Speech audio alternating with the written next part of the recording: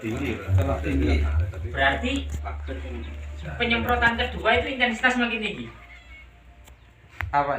Jadi gini, Pak. Penyakitnya. Ya, jadi pertama kan Bapak mengamati, Pak. Ya. Terus disemprot. Ya. Terus diamati lagi. Nah, pengamatan yang kedua ini lebih besar apa lebih kecil dari yang pertama? Kadang-kadang lebih baik, kadang-kadang kalau tiap hari pengobati makin layu bawangnya. Nah, berarti semakin banyak nyemprot semakin layu. Sebagian. Nah, berarti di situ Pak ada kesalahan. Kesalahannya apa? Terlalu banyak pestisida yang menempel di situ. Akhirnya bukan tanamannya aja Pak yang sembuh, tanamannya ikut sakit. Bukan namanya yang tanamannya bukan sembuh tapi ikut sakit. Terus tadi saya ada sedikit dengar Pak dari Bapak untuk bahan kimia itu apa berbahaya Pak ya? Nah, jadi ini Pak, kan dengan kimia sendiri itu 25 tahun nggak akan pernah hilang. Meskipun itu pestisida disemprot ke tanaman, hamanya penyakitnya hilang, kimianya tetap di situ, zatnya tetap di situ, menempel di tanaman. Nah, ketika tanaman itu dipanen, dimakan kita. Nah, semakin hari kita makan hasil tanaman yang banyak mengandung pestisida, itu malah menimbun penyakit. Makanya kenapa sekarang sama zaman dahulu banyak penggunaan kimia mana? Sekarang apa? Sekarang. Nah, penyakitnya tambah banyak sekarang apa?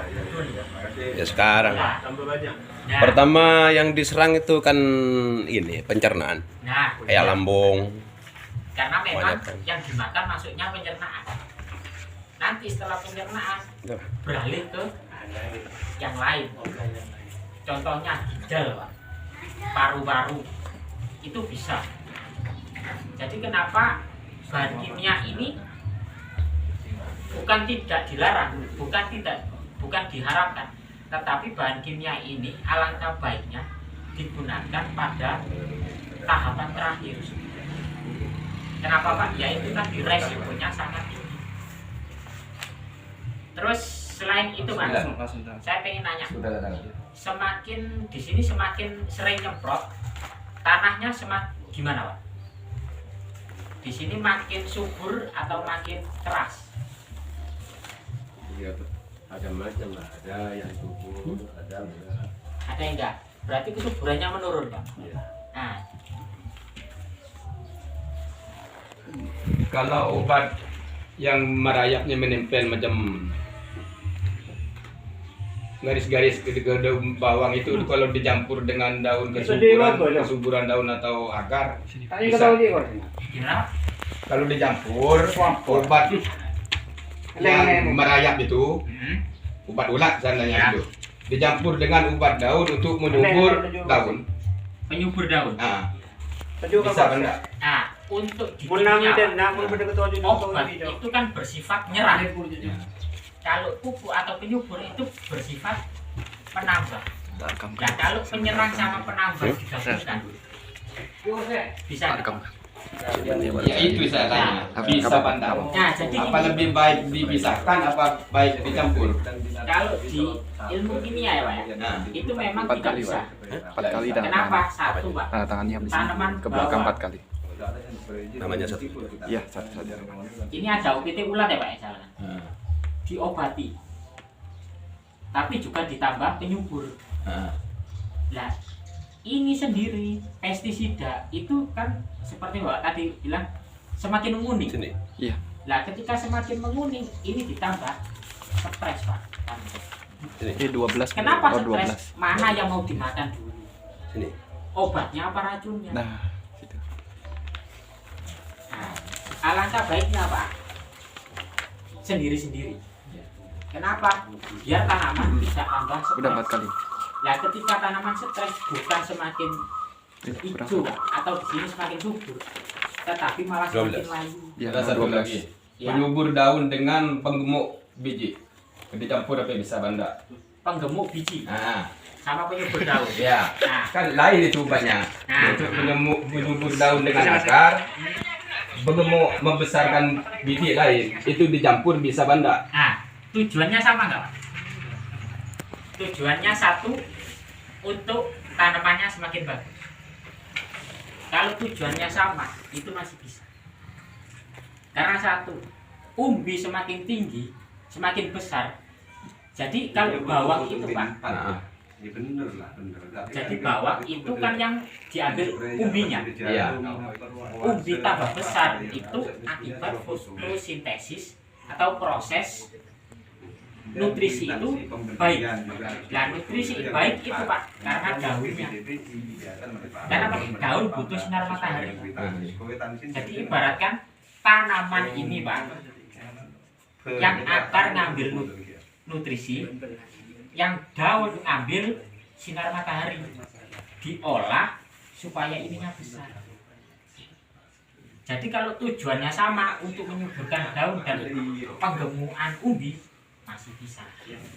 Tapi kalau racun dan vitamin, ibaratkan itu kan vitamin, Pak. Iya. Nggak bisa. Kalau vitamin dengan vitamin bisa. Vitamin pada vitamin aja deh. Nah, Yang racun tadi ya. Asbon deh, Kak. Maaf deh. Minta tanya tak sebon. Nah, iya. Betul tanya ya. Bolanya lah hobi nih hubung kapi dia. Iya, Di bola nih tuh ya, tuh ruang pas campur kapi kon sebab. Permasalahannya ini Rondo ulat ulat. keraknya. Memang obatnya itu terlalu banyak. nah, Maksudnya obatnya itu macam-macam. nah, Yang lebih tepat obat keraya itu obat yang mana? nah, Nah, gini. itu obatnya saya ingin tahu. Gini, saya pengen tahu dulu kenapa ulat itu semakin banyak obatnya. Satu, awal ketika ada ulat dulu Pak, Bapak nyemprotnya pakai satu merek apa dua? Satu merek. Satu. Oke, misalkan merek A ya Pak. Ya. Semakin hari disemprot pakai ini terus. Iya. Semakin banyak apa semakin sedikit ulatnya? Semakin banyak. Semakin banyak. Ulat Pak itu bukan lain boleh, selarangan boleh. Setelah ulatnya semakin banyak Pak, ganti merek apa enggak? Masih Masih tetap pakai A. enggak. Soalnya banyak, Pak. Soalnya obat itu sudah tak mampu. Satu Berarti merek lagi yang lebih kuat lagi. Ya, ganti Nah, merek lagi. ya, Misalkan merek B. ya. Awal pakai B manjur apa enggak? Kadang-kadang ya macam tadi itu makin layu kadang-kadang. Semakin hari semakin tambah. Nah, Berarti ulatnya semakin kuat apa semakin mati? Semakin kuat.